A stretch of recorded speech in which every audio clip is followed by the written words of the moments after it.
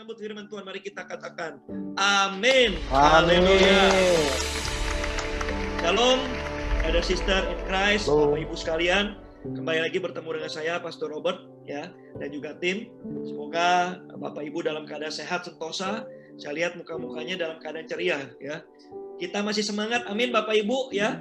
Kita masih semangat untuk iring Tuhan, walaupun kondisi makin gak jelas, ya, walaupun banyak tantangan-tantangan baru yang kita nggak pernah pikirkan sebelumnya. Tapi saya percaya Bapak Ibu sekalian, hidup kita ini ada mujizat. Kemarin Sabtu kita bicara banyak mengenai mujizat, Bapak Ibu sekalian. Coba Bapak Ibu pikirkan, setiap kali kita bangun, ya, kita tidak pernah melakukan yang sama, walaupun kita melakukan rutinitas yang sama. Kita bangun pagi, kita doa, kita mandi, kita makan, kita melakukan hal yang sama, Bapak Ibu. Tetapi jalur yang kita lakukan tidak pernah sama. Ingat baik-baik Bapak Ibu, tidak persis ada satu hal yang sama yang kita lakukan dari kemarin sampai dengan hari. Pasti ada berbedanya. Mungkin kita bangun kemarin dari tempat yang sebelah kanan, kita sekarang dari sebelah kiri, atau kita pergi kerja dengan jalan yang berbeda, walaupun itu melakukan rutinitas yang sama. Setiap jalan yang berbeda, Bapak Ibu sekalian, itu ada berkat tersendiri. Amin, Bapak Ibu.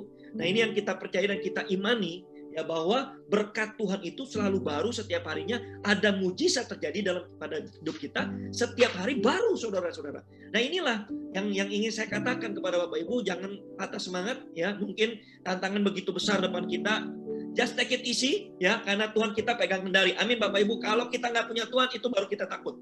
Tapi kalau kita percaya bahwa Tuhan kita pegang kendali, Bapak Ibu sekalian, we just surrender to Him everything, ya. Karena kita percaya Tuhan kita itu bekerja. Tuhan kita itu bukan Allah yang mati, Bapak Ibu. Kalau Bapak Ibu teriak, Bapak Ibu berdoa teriak, nggak ada yang dengar. Tuhan kita adalah Tuhan yang bekerja, Tuhan kita adalah Tuhan yang mengasihi kita, Tuhan kita adalah Tuhan yang tidak pernah membiarkan kita. Ini yang harus kita imani. Haleluya. Hari ini kita mau bicara mengenai murah hati, Bapak Ibu sekalian. Ya, murah hati ini berkaitan dengan satu hal yang penting, yaitu memberi. Nah, mari kita baca sama-sama, Bapak Ibu. Ya, saya mungkin buka dulu slide-nya. Kita bisa buka di 2 Korintus 8 ayat 1 sampai 9, Bapak Ibu sekalian. Pastor Gerson mungkin boleh dibantu, Pastor Gerson, ya. 2 Korintus 8 ayat 1 sampai 9. Saya akan stop share dulu. Ya, Bapak Ibu boleh buka Alkitabnya. 2 Korintus 8 ayat 1 sampai 9.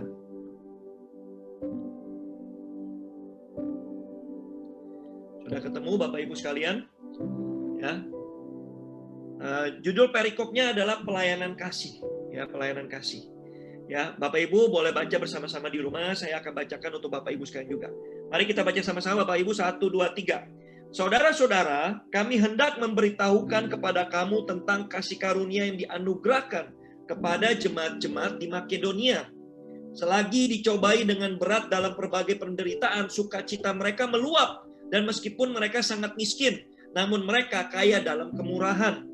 Aku bersaksi bahwa mereka telah memberikan menurut kemampuan mereka, bahkan melampaui kemampuan mereka. Dengan kerelaan sendiri mereka meminta dan mendesak kepada kami, supaya mereka juga beroleh kasih karunia untuk mengambil bagian dalam pelayanan kepada orang-orang kudus. Mereka memberikan lebih banyak daripada yang kami harapkan. Mereka memberikan diri mereka pertama-tama kepada Allah, kemudian oleh karena kehendak Allah juga kepada kami. Sebab itu kami mendesak kepada Titus supaya ia mengunjungi kamu dan menyelesaikan pelayanan kasih itu sebagaimana ia telah memulainya.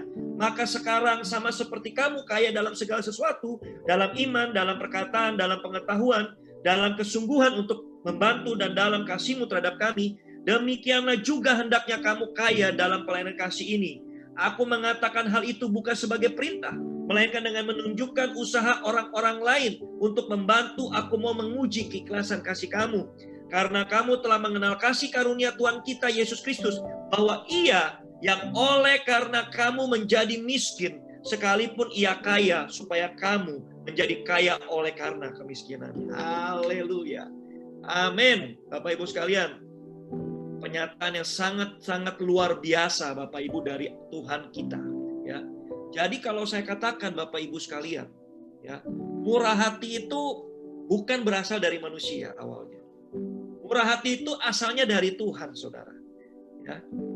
Jadi di 2 Korintus 8 ayat 9 ini saudara boleh catat, ya, boleh tanamkan dalam hati saudara. Katakan apa? Karena kamu telah mengenal kasih karunia Tuhan kita Yesus Kristus, bahwa Ia yang oleh karena kamu menjadi miskin, sekalipun Ia kaya, supaya kamu menjadi kaya oleh karena kemiskinannya. Sangat luar biasa.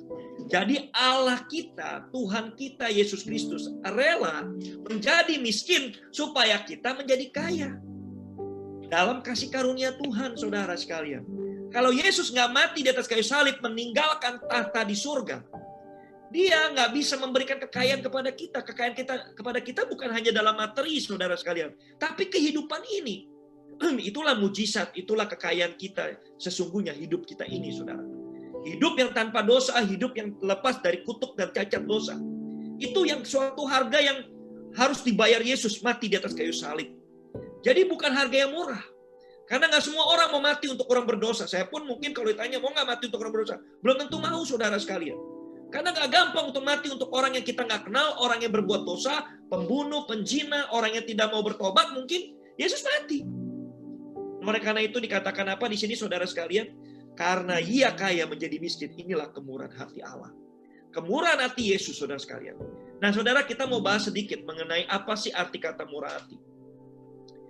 Jadi kalau dari kata Ibrani, saudara, ini namanya kesed, ya, kasih setia Tuhan. Mazmur 23 ayat 20 dikatakan kasih setia Tuhan ada di dalam hidupku. Kasih setia Tuhan itu mengikuti aku dalam setiap jalanku. Saudara, ini adalah kesed, ya. Artinya ada sesuatu yang tidak pernah kita pikirkan sebelumnya, Tuhan telah berikan. Jadi ini bukan karena kuatan gagahnya kita, tapi karena kemurahan Allah. Jadi saudara, kalau Tuhan memberkati saudara, itu bukan karena kita baik. Oh, karena kita memberikan perpuluhan. Karena kita banyak melakukan perbuatan-perbuatan baik. Kita melakukan pelayanan. Kita nggak pernah berbuat dosa. Ya, kita hidupnya kudus, suci. Tapi murni karena Dia murah hati. Kasih setianya besar dalam hidup kita. Jadi bukan karena tindakan saudara, sehingga saudara diberkati oleh Tuhan. Tapi karena kemurahan hati Tuhan, saudara diberkati. Saudara mengenal Ayub, betul? Ayub diberkati luar biasa dalam dalam kisah Alkitab, saudara. Saudara tahulah ya betapa kayanya Ayub, berapa banyak ternak yang dia miliki. Ya, dia menjadi salah satu orang yang paling kaya pada zamannya. Tapi saudara tahu, ketika dia mengalami musibah, ketika dia mengalami kehilangan segala-galanya, ya, Ayub mulai komplain sama Tuhan. Ketika dia mulai bertobat, Tuhan memulihkan keadaannya. Orang berpikir, oh berarti kalau kita bertobat, Tuhan memberkati kita. Saudara, kembali lagi. Tidak ada seorang berdosa yang layak untuk diberkati oleh Tuhan sebenarnya. Kalau bukan karena kemurahan Tuhan itu sendiri. Betul nggak, saudara? Kita pikirkan baik-baik. Tuhan menerbitkan matahari untuk yang baik dan yang jahat. Tuhan menurunkan hujan bagi yang baik dan yang jahat. Tuhan juga menumbuhkan padi, gandum, segala macam untuk yang baik dan yang jahat. Tuhan itu adil. Tuhan itu murah hati. Jadi bukan karena saudara baik, akhirnya Tuhan memberkati saudara. Tapi memang sifat dasarnya Tuhan itulah murah hati. Maka kita kesed, kasih setia. Yang tidak berkesudahan. Kedua, saudara, kalau dari bahasa Ibrani itu adalah agape. Kasih Tuhan yang tanpa batas itulah murah hati. Yang dibicarakan dari bahasa Yunani, saudara sekalian. 1 Korintus 13 ayat 1-13 ini, saudara, bicara mengenai kasih. Ciri-ciri kasih. Yang tidak cemburu, ya, yang tidak menuntut balasan, yang tidak egois, ya, yang menutupi segala sesuatu, itulah yang dicirikan bagaimana kasih Tuhan kepada kita, kasih agape.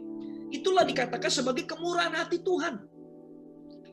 Jadi kasih tanpa batas itulah yang disebut sebagai kemurahan hati Tuhan. Nah, saudara, kalau dari Kamus Besar Bahasa Indonesia, murah hati apa, saudara? Suka mudah memberi, tidak pelit, penyayang dan pengasih, suka apa di sini, saudara, saya tutup. Suka menolong dan baik hati, saudara. Nah, kalau menurut Oxford Dictionary, saudara, generous, ya, murah hati apa artinya? Showing a readiness to give more of something as money or time that is strictly necessary of or expected. Showing kindness towards others. Wah, ini saudara hampir bersama ya. Jadi di sini ada satu kata yang penting, saudara sekalian, yang perlu kita resapi. Murah hati itu apa? Yaitu memberi. Saudara, murah hati kaitannya adalah dengan memberi, saudara. Giving, ya. Nah, memberi yang bagaimana, saudara? Pertama, memberi yang paling berharga. lebih dari standar. Tadi dikatakan saudara bahwa jemaat-jemaat itu memberikan lebih ya daripada yang bisa diberikan. Lebih dari standar. Yesus contohnya memberikan nyawanya. Maka tidak ada seorang sahabat yang seperti Yesus yang sanggup memberikan nyawanya untuk orang lain. Di sini ada saudara yang mau memberikan nyawa saudara untuk orang lain. Contohnya nggak usah jauh-jauh saudara. Di sekitar saudara mungkin ada saudara atau teman dekat atau juga saudara jauh. Tiba-tiba butuh kidney, butuh ginjal saudara karena ginjalnya sudah rusak. Ada nggak yang rela di sini memberikan ginjalnya untuk orang lain? Kalaupun untuk orang tua, untuk suami, untuk istri, untuk anak-anak, saudara mungkin rela. Karena itu saudara kandung sendiri, anak-anak saudara sendiri, orang tua saudara sendiri. Tapi kalau untuk teman dekat, aduh jangan kali ya. Nanti kalau kenapa-napa sama kamu gimana? Kamu kan punya anak, punya istri. Ya, saudara jauh. Wah nanti kalau papa kamu butuh gimana? Ginjalnya sudah hilang. Ya udah dikasihkan ke orang. Kadang-kadang inilah yang di dalam pikiran kita. Nah, tapi kalau kita bicara murah hati, artinya apa? Memberi lebih dari standar yang sudah seharusnya. Nah, ini bukan gampang, saudara sekalian. Saya pun masih berjuang, saudara-saudara juga harus berjuang untuk itu. Karena sifat dasar Allah adalah murah hati.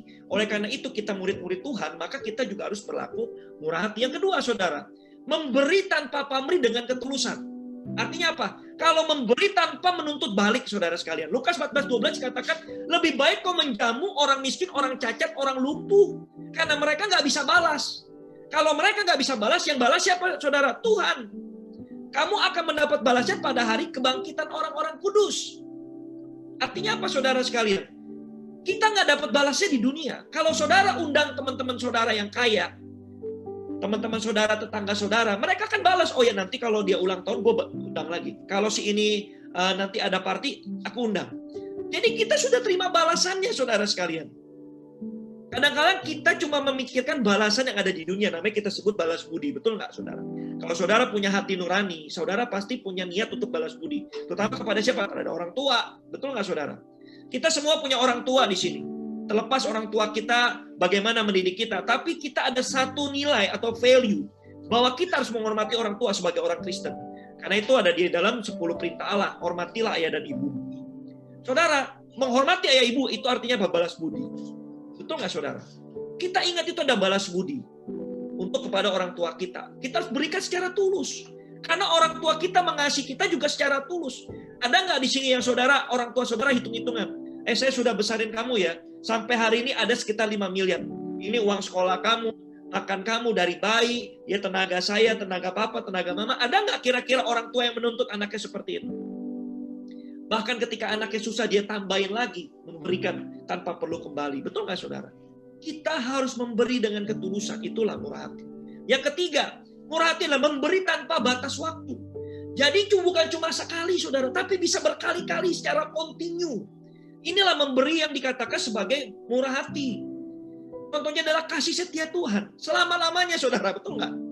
Kira-kira kalau kasih setia Tuhan hanya sepenggal saja, saudara, ya udah kasih setia Tuhan cuma hanya bulan Agustus saja deh. Atau bulan Februari pas Valentine Day. Selebihnya Tuhan nggak mengasihi. Kira-kira gimana hidup saudara? Hidup kita susah, saudara sekalian. Kita hidup ini karena berkat Tuhan. Kita hidup ini karena kemurahan Tuhan, saudara sekalian. Kalau Tuhan udah nggak murah hati lagi, saudara, wah hancur hidup kita, saudara. Saya katakan hancur hidup kita, saudara. Yang sudah nggak ada berkat, ya, hujan nggak turun-turun, ya, kemudian juga mungkin nggak ada matahari, saudara sekalian. Itu karena Tuhan nggak murah hati. Dia memilih-milih saja, saudara. Ya, tapi Tuhan kita sungguh murah hati, saudara. Oleh karena itu kasihnya itu tanpa batas. Kasihnya itu tidak kenal waktu, tidak lekang oleh waktu, secara kontinu selama-lamanya, saudara sekalian. Itulah contoh daripada kasih setia Tuhan yang murah hati. Yang terakhir, saudara, kasih yang murah hati itu atau murah hati itu apa, saudara? Memberi dari kekurangan. Saudara, ada seorang janda miskin. Dia cuma punya 2 peser, dia berikan, saudara. Kecuali saudara, beda ya. Di sini kan ada orang-orang yang main kripto. Kalau saudara memberikan 2 bitcoin, nah itu lain lagi ceritanya, saudara. Ya kan? 2 bitcoin harganya udah berapa tuh, saudara? Ya kan? Tapi ini memberikan 2 peser. 2 peser itu adalah upahnya sehari, saudara. Dia memberi dari kekurangannya dia. Pernahkah saudara memberi dari kekurangan? Pas buka dompet mau persembahan, tinggal gopay, saudara. Ya. Ada juga 50 sama gopay lah, saudara. Kira-kira saudara kasih yang mana? Ya kan? Kalaupun cuma tinggal gopay, saudara tutup lagi. Saudara tutup lagi, besok aja lah, Pak. Hari ini nggak ada persembahan, lupa bawa uang kecil, ya kan? Alasannya lupa bawa uang kecil, saudara. Ya, padahal ada gopay di dalam dompet, saudara. Oh, lupa nih adanya ATM. Ya, kalau di Indonesia, saudara nggak bisa lari. Ada mesinnya, saudara, tinggal digesek. Ya, wah, nggak ada alasan kita nggak bisa kasih persembahan. Kalau di sini, Pak, saya lupa nih nggak bawa duit kecil, ya nggak apa-apa lah, ya kan? Kita bebas ya, saudara. Ya kan? Kita buka tinggal gopay, ya kita tutup lagi, saudara, ya kan? Kalaupun masih ada gocap, ya kita kasih yang gocap, saudara. Ya, ini memberi dari kekurangan, saudara sekalian. Tuhan Yesus bilang berapa? Orang kaya itu nggak memberi lebih banyak dari wanita ini. Karena orang kaya itu memberi dari kelebihannya. Ini yang kadang-kadang terjadi dalam hidup kita. Saya akui dan juga semua mungkin orang dari kita di sini sebagai besar, kita memberi dari kelebihan kita. Jarang kita memberi dari kekurangan kita. Kalau kita punya uang 10.000, ya saudara sekalian, kita pakai untuk diri pribadi sekitar 4.000, kita sisanya kita 6.000 kita atau 4.000 kita pakai untuk diri pribadi, 6.000 kita kasih orang atau kita kasih ke gereja. Kira-kira saudara bisa nggak begitu? Nggak gampang kan? Kita memberi dari kekurangan kita. Kita memberi lebih kepada orang lain, kepada gereja daripada kepada diri kita sendiri. Bisa nggak kita begitu, saudara? Majority kita pikirin dulu, nih pengeluaran saya berapa nih, ya kan? Sisanya untuk Tuhan lah. Ya, kalau 10% oke lah, 90% sebenarnya milik saya gitu kan. Berarti kan 10% kecil, 90% ini tetap milik saya. Hitung-hitungannya kan begitu, saudara. Ya, jadi ketika ada seorang jemaat, saudara, dia datang ke pendeta, Pak, saya belum dapat kerja nih, tolong dong doakan saya, semoga saya dapat kerja, nanti saya kasih perpuluhan. Oh boleh, saya doakan, pasti doakan, Tuhan berkatilah anak muda ini, dia ingin memberikan yang terbaik untuk Tuhan, berikanlah dia pekerjaan yang baik. 2 minggu kemudian dapat kerja, puji Tuhan Pak, ya, saya dapat kerjaan, gaji saya cuma $40 sih Pak, nggak apa-apa ya Pak ya, saya kasih $4 dulu ke gereja. Oke, nggak apa-apa, kasih $4 dulu, itu berarti kau sudah menepati janjimu. Lama-kelamaan 2 tahun kemudian, saudara, makin bertambah gajinya, saudara, tiba-tiba seminggu itu gaji sudah $500, saudara. Dia harus bisa memberikan $50 per bulan. Dengan rasa berat, dia masih memberikannya. Beberapa tahun kemudian gajinya naik 5.000 seminggu, saudara sekalian. Wah, ini mulai keberatan. Dia bilang kepada pastornya, Pastor, saya mau ngomong, ada apa anak muda? Kamu kan sudah dari dulu saya doakan, sekarang kau sukses, kau bahagia dong. Iya, ini pastor masalahnya.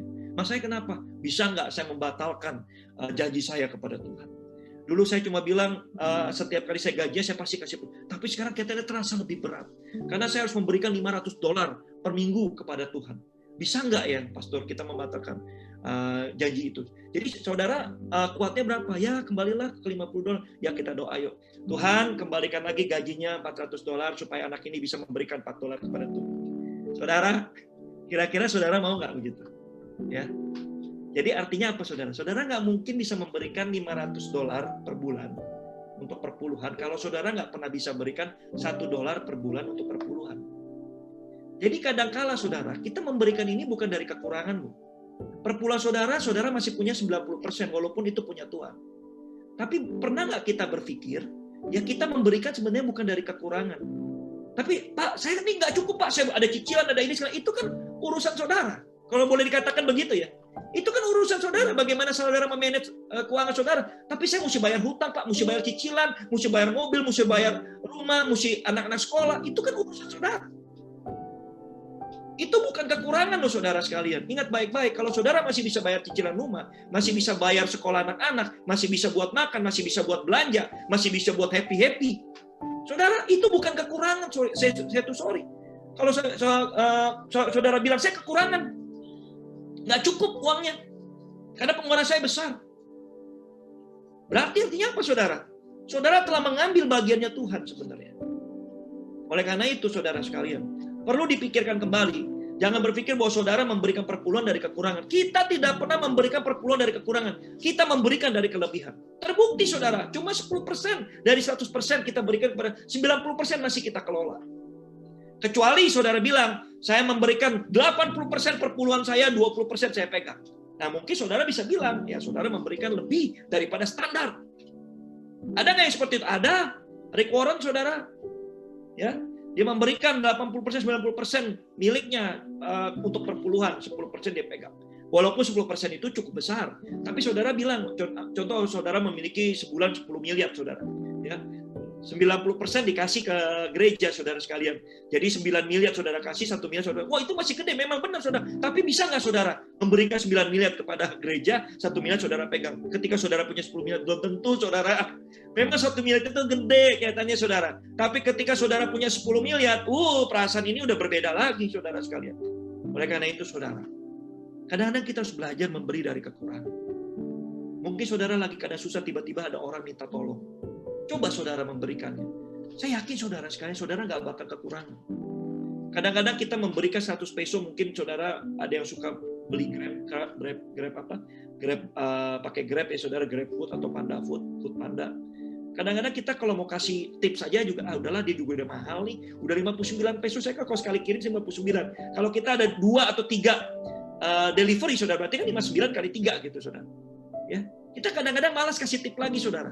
Ya kan? Udah mahal nih, ya. Saudara sebenarnya saudara memberikan tip another 50 peso pun atau 100 peso, saudara nggak membuat saudara miskin kok, betul nggak saudara? Tapi nilainya berbeda di mata Tuhan, gitu loh. Ya, jadi saudara kita ketika memberikan dari kekurangan kita, nilainya jauh lebih berbeda di mata Tuhan dibandingkan kita memberi dari kelebihan kita. Memberi memang bagus, dari kelebihan juga nggak ada masalah. Tapi kalau ketika saudara ada satu titik, saudara memberi dari kekurangan, itulah mujizat bisa terjadi, saudara. Haleluya. Nah, saudara, Mother Teresa bilang gini, if you give what you do not need, it is not giving. Wah, luar biasa ya. Kalau saudara memberi dari sesuatu yang saudara tidak perlukan, itu bukan memberi dong. Jadi memberi itu harus ada rasa sakit, itu namanya murah hati, saudara. Kalau saudara memberi tanpa ada rasa sakit, bukan berarti tidak murah hati. You need to try that. Maybe it's not the best giving that you can do. Ya, jadi ada sesuatu pemberian yang mungkin bukan yang terbaik. Kalau kita mau memberikan yang terbaik, kita harus belajar memberikan dengan sedikit rasa sakit.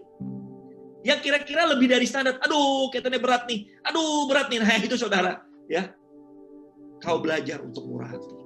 Karena murah hati itu adalah memberikan lebih dari standar. Bukan memberikan pas standar. Ya, standar yang normal lah. Per sebulan beli 10% yang normal. Semua juga begitu. Tapi memberikan lebih. Mengurangi apa yang kita miliki, kita suka, kita punya hobi, kita kurangi, kita memberikan sedikit sebagian kepada orang. Ya, kita yang sudah mungkin kecanduan sesuatu, kecanduan belanja atau kecanduan hobi atau segala macam ada saudara.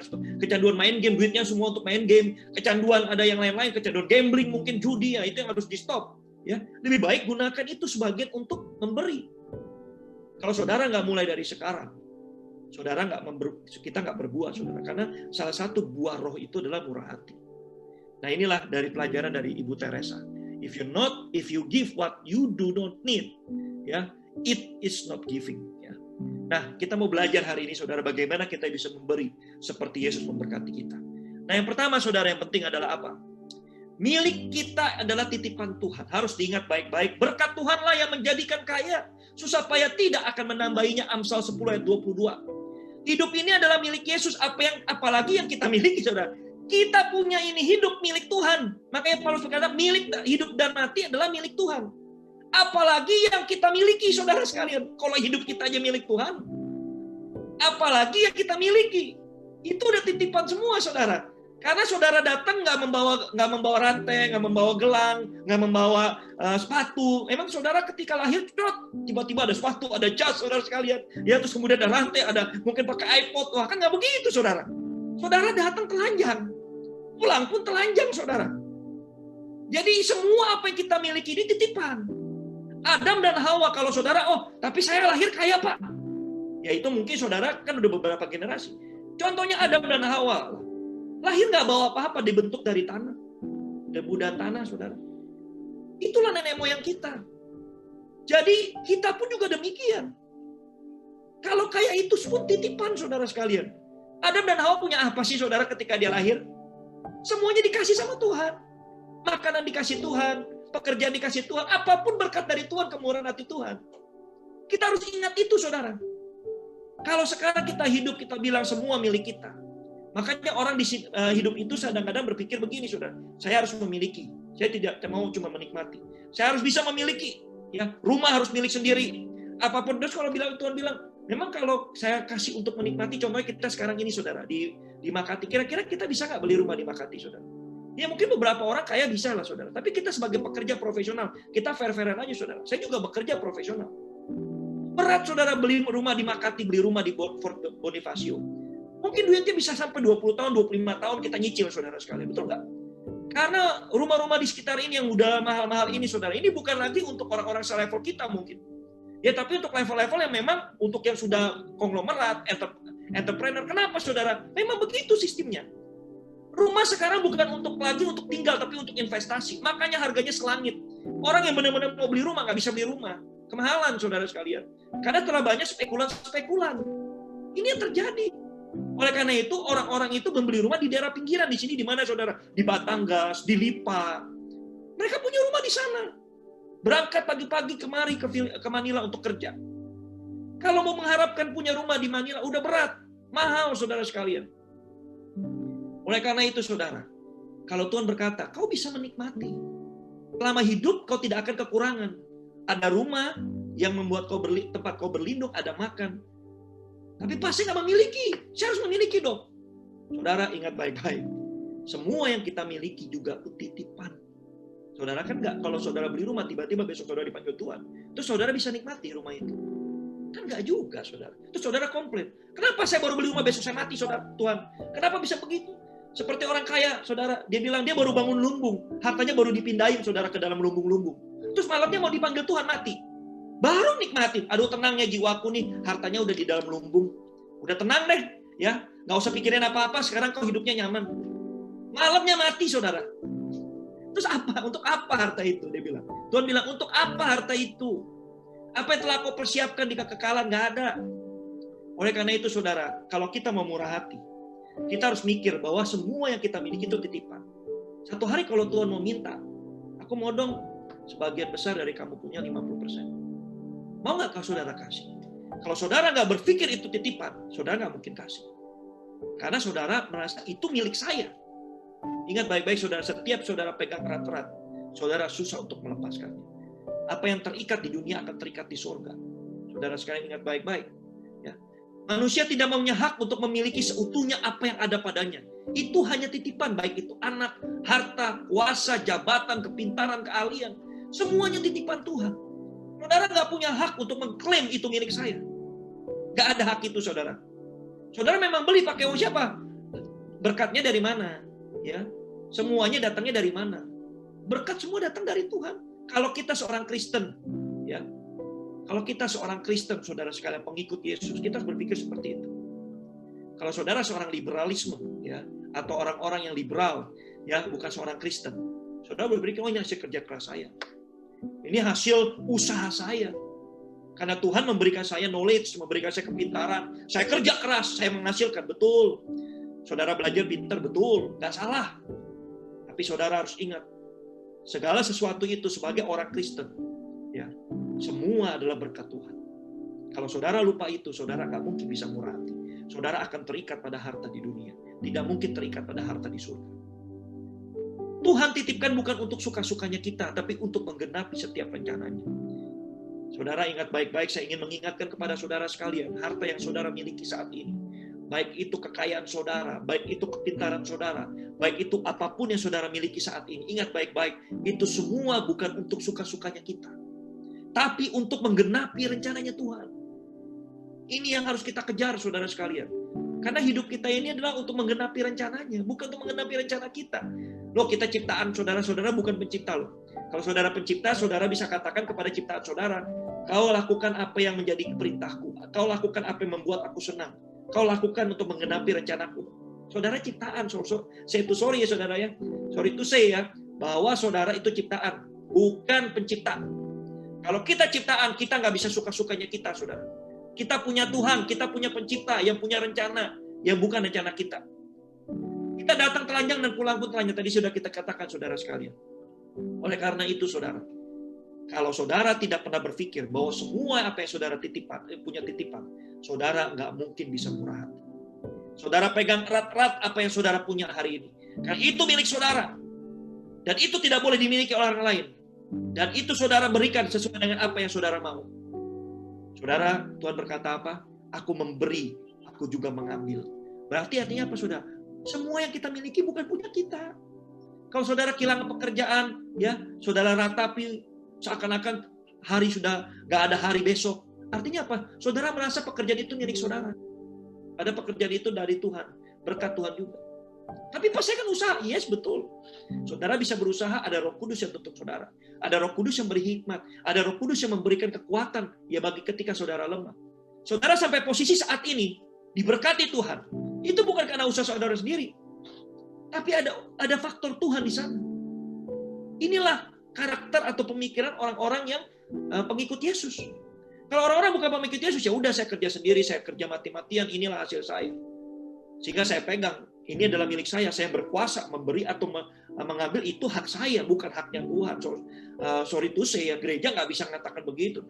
Tapi kalau kita anak-anaknya Yesus, saudara sekalian, kita sadar satu hal, bahwa semua yang kita miliki adalah titipan dari Tuhan. Yang kedua, saudara, apa itu? Kita harus belajar hukum tabur tuai, saudara sekalian.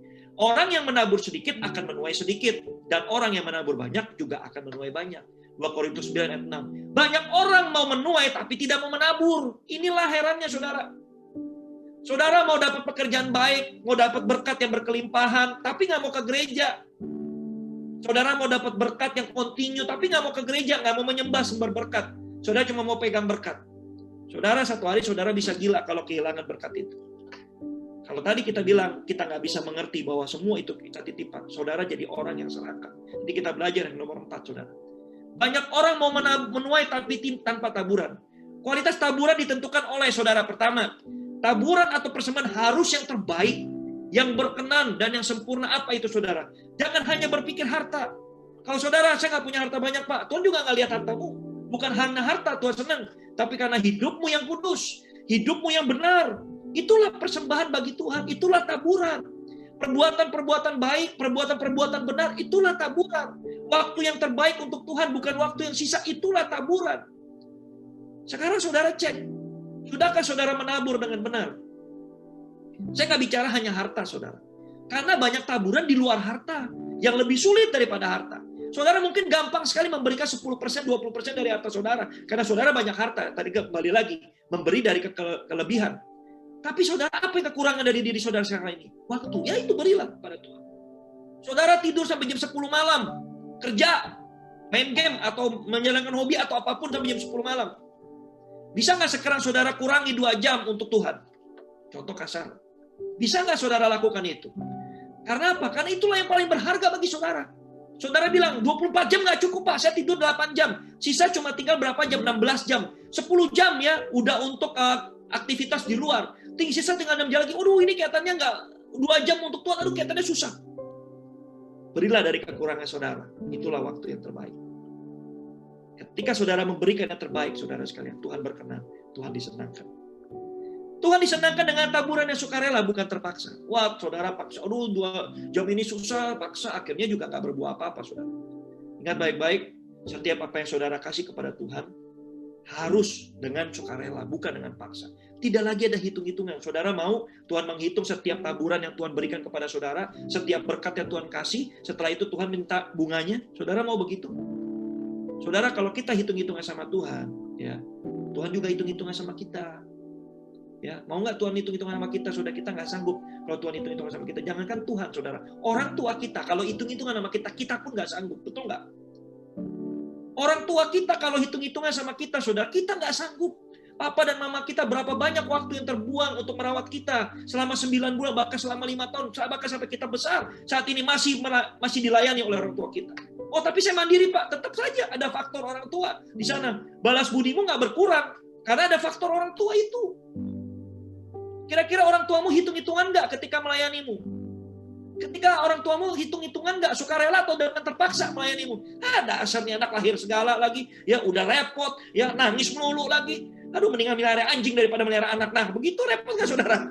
Kira-kira orang tua saudara kita coba tanya, ya, mendingan melihara anjing daripada melihara anak. Anak repot, mesti digedein, mesti disekolahin, mesti dididik. Mendingan melihara anjing, ya, nggak repot. Happy-nya sama mungkin. Bagi mereka berpikir, mungkin nggak orang tua berpikir begitu. Saudara, orang tua yang benar, ya, orang tua Kristen yang benar, saudara sekalian, pengikut Kristus yang benar, nggak mungkin berpikir begitu, saudara. Bahkan di sini ada beberapa teman kita menginginkan keturunan. Ya, mereka merindukan. Pasti mereka berpikir, saya akan mendidik anak ini dengan baik, menjadi anak-anak yang takut Tuhan, menjadi anak-anak yang membawa berkat bagi banyak orang. Betul nggak saudara? Kita didik, kita rawat dengan baik, kita berikan nutrisi yang cukup supaya dia pintar, supaya dia sehat, supaya dia kuat. Begitu pula Tuhan melakukan kepada kita. Tuhan nggak pernah kekurangan berkat untuk kita, saudara. Sampai hari ini pun, saya kemarin bicara kepada para pastor-pastor ini. Dalam masa pandemik, pastor-pastor kita masih bisa makan. Ya masih bisa gemuk, kata Darius, waduh, mesti diet lagi. Ini Darius bilang, waduh, saya mesti diet. Nah ini pastor kita nih, mesti diet juga. Ini full time kita. Artinya apa? Ada berkat Tuhan. Kita yang kerja, kita malah pusing. Aduh, gaji dipotong nih. Aduh, penghasilan kurang, bonus sudah nggak ada lagi. Lah ini gimana dengan pastor-pastor ini? Dengan pelayan Tuhan ini? Semuanya tergantung daripada Tuhan semuanya. Kalau nggak ada taburan dari jemaat, nggak ada saudara untuk makan untuk mereka. Terus gimana? Ya dari Tuhan semuanya. Menggerakkan hati saudara untuk menabur. Kenapa saudara takut? Saudara sudah menabur, saudara sudah mengalirkan berkat. Ya, pasti Tuhan nggak bakal tutup berkat kalian. Itulah intinya daripada tabur tuai. Betul nggak? Saudara menabur, saudara dapat. Kalau saudara mau menuai tapi nggak mau menabur, terus gimana caranya saudara? Saudara mau makan nasi tapi nggak mau nanam padi. Saudara mau makan roti tapi nggak mau nanam gandum. Terus gimana caranya saudara? Nggak ada begitu. Terus saudara mau diberkati berlimpah-limpah. Aduh kok hidupku susah terus ya. Aku kok banyak hutang ya. Aku belum bisa beli rumah ya. Aku belum bisa beli mobil. Coba saudara cek. Saudara nabur nggak? Jangan-jangan saudara menuai di mana saudara tidak menabur.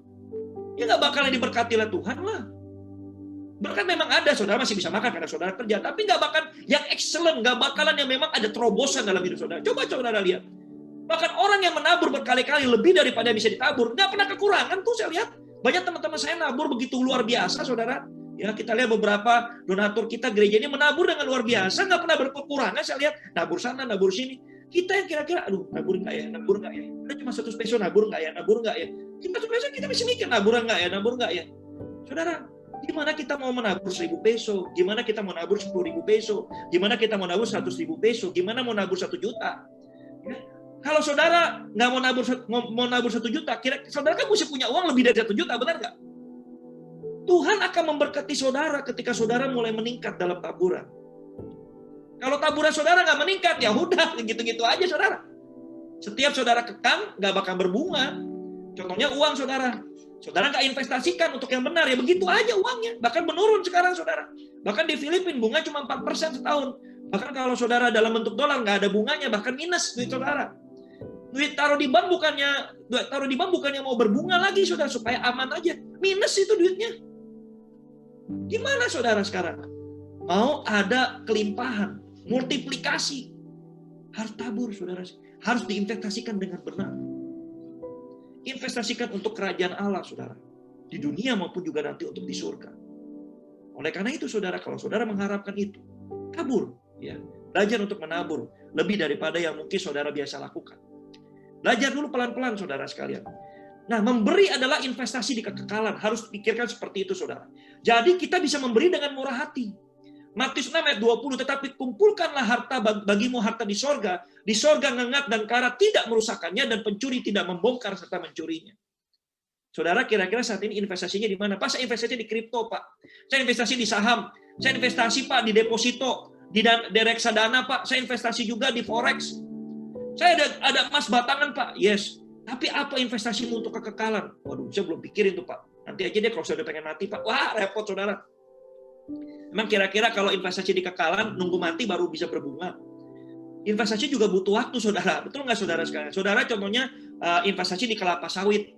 Memang kelapa sawit, saudara invest hari ini, kelapa sawit besok berbuah, saudara. Kan nggak begitu, nunggu 5 tahun, nunggu 6 tahun. Saudara investasi di kekekalan juga begitu, nggak langsung berbuah, saudara sekalian. Ada prosesnya. Mulai dari sekarang, mumpung saudara masih hidup. Ya. Jangan saudara perhatikan cuma apa yang ada di dunia, tapi perhatikan juga perkara-perkara di atas. Kalau kita nggak pernah bisa murah hati, saudara, kalau kita nggak belajar untuk memikirkan data, kita nggak bakal pernah murah hati, saudara. Kita nggak pernah akan menabur, kita nggak pernah akan menabur lebih daripada standar, nggak mungkin. Karena kenapa? Karena kita pegang semua apa yang kita miliki, saudara. Itu hasil jerah payah saya. Benar nggak? Pernah nggak orang-orang zaman dulu? Wah, kasih gereja buat apa? Ini kan hasil jerah payah saya, tiba-tiba diminta orang. Saudara, kalau saudara pernah kerja di asuransi atau di MLM, nggak gampang ya saudara dapetin orang yang mau investasi tempat saudara. Itu asuransi lah. Sekarang begitu banyak asuransi. Saya dapat cerita dari papa saya, sudah seorang agen asuransi. Ya. Saudara, untuk mendapatkan uang itu, saudara sekalian, gak gampang. Ini uang saya cari dengan mati-matian. Dengan keringat darah, saya bilang. Saya nggak bisa secara gampang memberikan kepada kamu untuk investasi.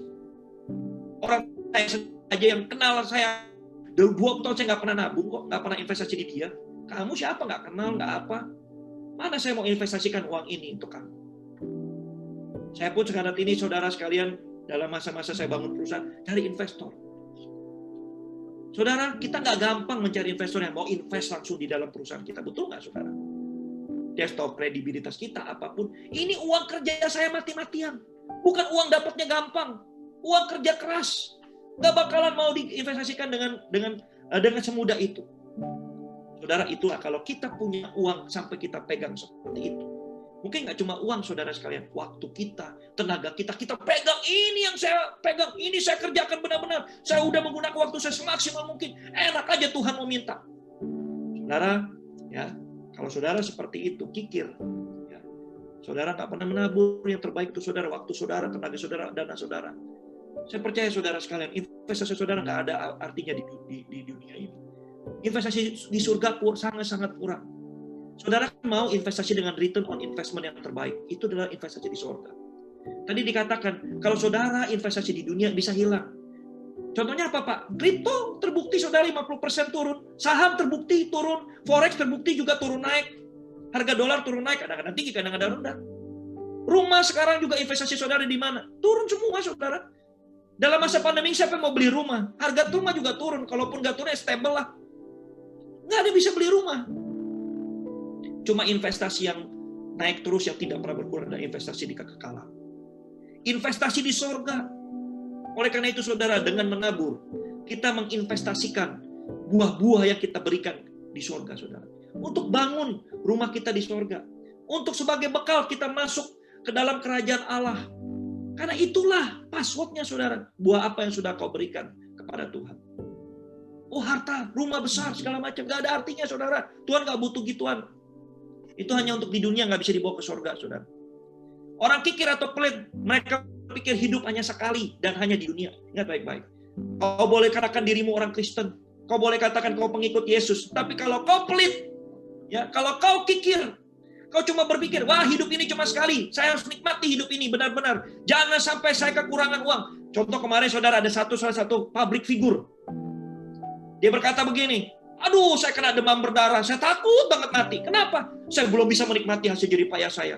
Saya sudah begitu keras mencari uang. Masa saya harus mati sekarang? Saya menikmati dulu harta saya. Saudara, kalau saudara cuma berpikir seperti itu, sangatlah sedih Tuhan dengarnya, saudara. Saudara cuma mikirin apa yang ada di dunia, tidak apa yang ada di surga. Kalau begitu, saudara sekalian, saudara nggak ada niat untuk pulang ke surga. Nggak ada niat. Nggak ada niat untuk hidup bersama-sama Yesus. Nggak ada niat, saudara sekalian. Ya udah kalau gitu nggak usah jadi orang Kristen. Jadi orang dunia aja. Sama aja kok, saudara, nggak ada bedanya. Kalau saudara ingin jadi orang Kristen yang taat, saudara mau belajar murah hati, mikirin bagaimana investasi di surga. Bukan cuma investasi di dunia. Kalau saudara cuma mau investasi di dunia, nggak usah jadi orang Kristen, saudara sekalian. Buat apa? Nggak ada bedanya, kok nggak ada artinya. Karena saudara nggak mikirin surga. Saudara cuma mikirin, ayo udah hidup di dunia. Memang kita hidup di dunia harus kita pikir benar. Nggak salah. Kita survive di dalam dunia. Tetapi saudara, kalau kita cuma mikirin apa yang ada di dunia, kita nggak balance dong, saudara sekalian. Dunia ini harus kita lihat secara bulat, secara dunia, secara total. Bahwa hidup kita ini nggak cuma di dunia loh. Inilah ajaran Kristus. Bahwa ada kehidupan di sana, di mana Tuhan sedang menyiapkan tempat tinggal bagi kita. Kalau saudara nggak percaya itu, ya saudara nggak usah jadi orang Kristen. Saudara capek-capek ke gereja, tapi saudara nggak percaya, buat apa juga buang-buang waktu. Waktu saudara kan berharga, betul nggak? Saudara dengar saya 2 jam kadang-kadang khotbah, saudara ya, nama pujian penyembahan, buat apa juga? Useless dong buat saudara. Benar nggak, saudara? Ya, nggak perlu jadi orang Kristen kalau kayak begitu. Jadi orang dunia pun juga bisa kok. Karena saudara nggak mau percaya kepada Yesus, bahwa Yesus menyediakan tempat di surga buat kita. Dan untuk mencapai tempat tersebut, kita harus bawa buah. Dan buahnya itu bukan cuma harta kita, ya, tapi persembahan yang harus kita berikan kepada Tuhan. Buah-buah roh yang kita persembahkan. Kasih, kemurahan, kesetiaan, kebaikan, kelemah lembutan, pengendalian diri, kemurahan hati. Ini buah-buah roh, saudara sekalian. Yang saudara harus kerjakan di dunia. Supaya menghasilkan buah nanti sebagai oleh-oleh untuk Tuhan Yesus di surga. Jangan bawa pulang ke surga dengan tangan kosong, saudara. Memang buah itu kasat mata, tapi Tuhan sudah timbang di surga. Tuhan sudah menilai apa yang telah kita kerjakan, baik ataupun buruk, sesuai dengan kehendak-Nya. Bukan sesuai dengan kehendak kita. Saya tolong orang banyak, Pak. Ya, tapi di sisi lain kau juga banyak merugikan orang.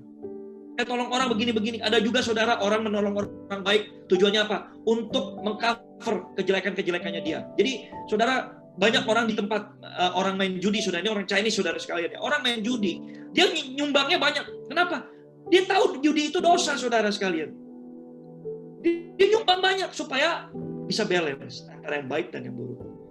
Bukan begitu cara hidup orang Kristen, saudara. Yang buruk harus ditinggalkan, yang baik harus ditambah. Bukan di-balancing, saudara, antara yang baik dan yang jahat. Yang baik harus ditambah, yang buruk ditinggalkan. Kalau bisa, saudara sekalian. Jadi sempurna seperti Bapamu di surga sempurna.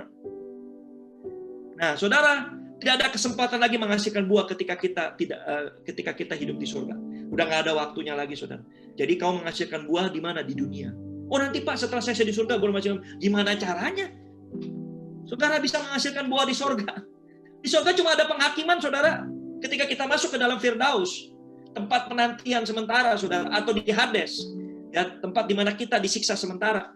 Udah nggak ada. Oh, di situ saya mau menginjil. Gimana caranya, saudara sekalian? Kau menginjil, anggaplah kau menginjil di tengah-tengah orang kudus, nggak bisa lagi. Cuma ada pilihan, kau menunggunya di Firdaus atau menunggunya di Hades.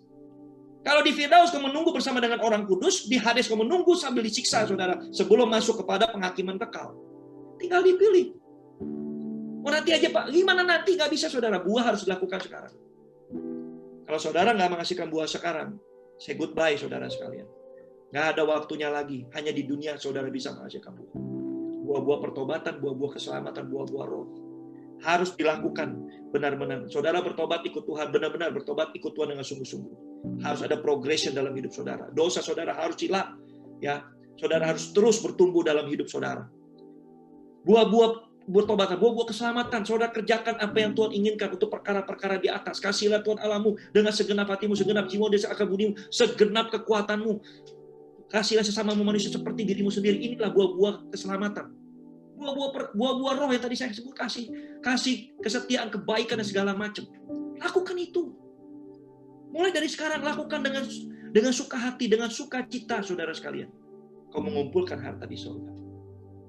Ketika saudara coba memikirkan surga, saudara udah gak penting dengan harta di dunia ini. Bukan berarti saudara jual semua, nggak begitu, saudara, saya nggak katakan begitu. Tapi saudara mulai bisa memberi. Saudara sudah bilang, ya inilah memang untuk di dunia kok semuanya titipan. Saudara kehilangan nih, tiba-tiba bisnis saudara bangkrut.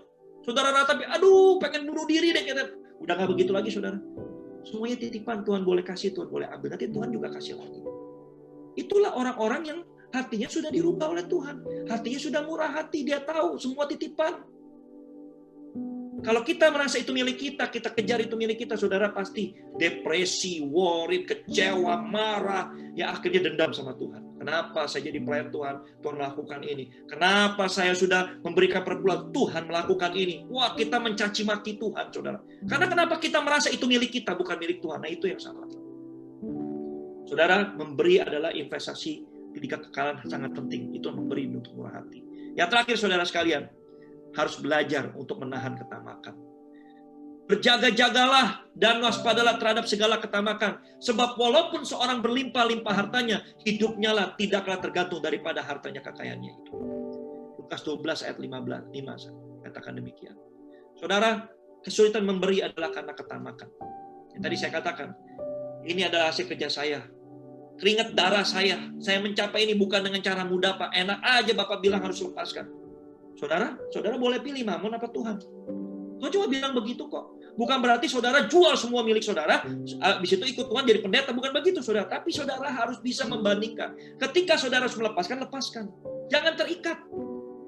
Orang kaya yang tamak dan kikir adalah orang kaya yang sulit masuk surga. Siapa di sini mau yang kaya, saudara? Boleh angkat tangan nggak? Siapa yang mau kaya di sini? Saya mau kaya, saudara. Saya percaya semua orang mau kaya di sini, betul nggak? Ada yang mau hidupnya miskin di sini, saudara? Nggak ada kan? Semua pasti mau kaya. Nggak usah takut kaya, saudara. Tapi kita kaya sesuai dengan firman Tuhan. Orang yang kaya dan yang tamak dan kikir, itu yang sulit masuk surga. Tapi orang kaya yang rendah hati, yang suka memberi, yang murah hati, itu masuk surga, saudara. Jadi bukan berarti orang kaya susah masuk surga. Kata-kata Yesus itu adalah orang kaya yang tamak dan kikir. Karena dia melihat anak muda itu. Dia sama sekali tidak mau memberikannya. Mungkin memberikannya lebih dari standar. Belajar saudara dari Bill Gates. Bill Gates itu juga memberi walaupun kehidupannya sekarang ini out-outan saudara. Tapi dia memberi besar saudara. Mark Zuckerberg memberi besar. Warren Buffett, saudara lihat rumahnya sederhana, mobilnya sederhana. Dia memberikan charity besar lebih dari orang Kristen mungkin saudara sekalian. Saya baru baca biografinya Bill Gates, ternyata dia ada seorang Katolik, saudara. Dia kenal Tuhan. Dia bukan seorang Judaism. Dia kenal Yesus. Dia mulai menaruh iman kepada anak-anaknya mulai dari kecil. Ajak ke gereja. Dia melakukannya untuk Tuhan juga, saudara sekalian. Walaupun hidupnya sekarang bercerai dengan istrinya. Dan beberapa hal yang lain, saudara sekalian. Itu dosanya dia, ya. Tapi saudara, kita lihat cara dia memberi. Semakin orang kita gak bisa melepaskan, saudara, kita semakin tamak. Dan ketamakan tidak akan ada dalam kerajaan surga. Tidak bisa melepaskan harta miliknya, maka tidak bisa jadi murid Yesus. Kalau saudara gak murah hati, sulit untuk jadi murid Yesus. Berkat Tuhan tidak pernah habis, bahkan berkelimpahan bagi mereka yang memberi dengan murah hati. Jika stop aliran berkat Tuhan, maka Tuhan sebagai sumber berkat akan stop alirannya. Haleluya. Saudara, kalau saudara stop nih aliran berkat saudara kepada orang lain, Tuhan juga stop. Karena saudara, Tuhan tidak mungkin memakai saudara untuk aliran berkatnya. Sorry to say.